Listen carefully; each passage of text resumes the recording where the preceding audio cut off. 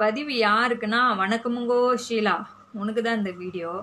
கொஞ்ச நாளைக்கு முன்னாடி தான் ஒரு வீடியோ போட்டு நான் உண்டாயிருக்கேன் மக்களே, எனக்கு ஆறுதல் கொடுங்க, சப்போர்ட் பண்ணுங்கன்னு சொல்லிட்டு சொன்னேன். மக்களும் சப்போர்ட் பண்ணாங்க. ஆனால் கொஞ்ச நாளே பாவம் அந்த கரு கலைஞ்சு போச்சு. என்ன பண்ணுவ நீ? மறுபடியும் ரொம்ப நாள் கழிச்சு இப்போ தான் நீ உண்டாயிருக்க. அதனால நீ நல்லபடியாக அந்த குழந்தைய பெற்று எடுக்கணும். நான் இந்த யூடியூபர் சப்ஸ்கிரைபராக உங்களை ஒரு கேள்வி கேட்குறேன். என்னன்னா, ஏன்னா ஃபஸ்ட்டு குழந்தையும் கலைஞ்சு போச்சு. அது உண்மையே பொய்யன்னு எங்களுக்கு தெரில. மக்களுக்கு நிறைய பேருக்கு இருக்கிற டவுட் இது.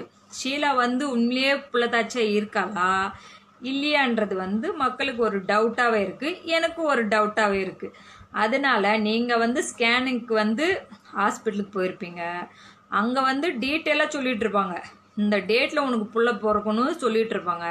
அந்த ஸ்லிப்பை மட்டும் இப்படி காமிச்சு நீ ஒரு வீடியோ போட்டுரு.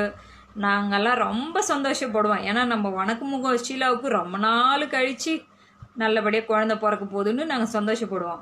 ஏன்னா அந்த குழந்தை பிறக்கத்துலேயே நிறைய மர்மம் இருக்குது.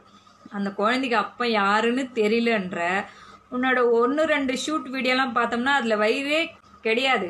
ஆனால் இப்போ திடீர்னு பார்த்தா வயிறு பெருசுக்குது. அது எங்களுக்கெல்லாம் டவுட்டாக இருக்குது. ஸோ எங்கள் டவுட்டை கொஞ்சம் தீர்த்து வை. ஒரு சப்ஸ்கிரைபரோட டவுட்டை தீர்த்து வைக்கிறது உன்னோட கடமை இல்லையா? அந்த கடமையை சரியாக செய்.